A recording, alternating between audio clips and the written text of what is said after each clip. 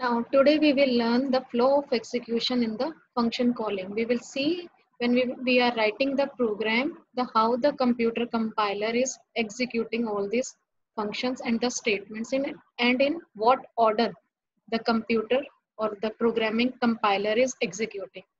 Now, for the convenience, I've specified the number to each and every line. Now, let's see when we will execute the program, which line will execute first and which line will execute later on. Now, when the computer compiler is executing, when we will execute this program, then first it will go to the line first.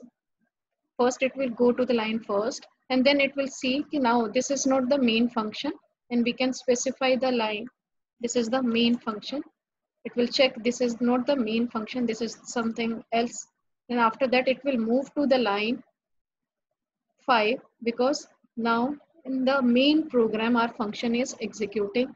After that, it will execute, it will take the number second from the user, it will execute 6th line, and after that, it will execute the line 7 where the function name is specified. Here we are actually calling the function, and after that, the control will move to the line 1, and after that, taking the values which is assigned to the variable x will be assigned to variable b a, and y value will be assigned to variable b. It will execute the first line, first statement, then it will go to the second statement. There it is adding the value of these two variables, and then it will execute the third line, and after that the control will again pass to the line 7.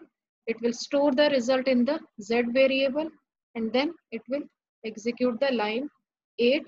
In this way, the computer compiler or the programming interpreter is executing the command. Let's see what we are getting. In this way, let's take another example also.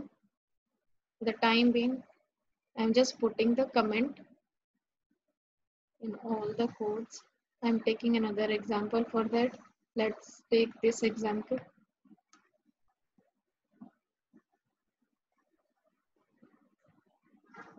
In this function, first, again, I'm specifying the line number so that it will be convenient for me to see which line will execute first and followed by which line second. Now let's see. When the compiler or interpreter first, it will see the first line, because first line it will see there is a comment. Now we don't have to execute it. After that, it will move to this line, the function header part. This is it. It is not the calling of the function. Then it will move to the third line where the function calling is specified. Again, it will move to the line 1. It will assign the value to the message welcome. And because there is no second parameter, then obviously it will take the value of second parameter as 1, because here we have specified the default value. After that, it will multiply the value of the string with 1. Obviously, it will replicate the value only one time. And after that, after executing first statement, it will execute second statement. Then again, it will control will back to the fourth line. Again, this is the statement of the function. Again, fourth, control will again move to the line 1, then 2, and so on. In this way, the program will move. I hope I have cleared the concepts related to how the flow of execution is going on in the function calling. Thank you.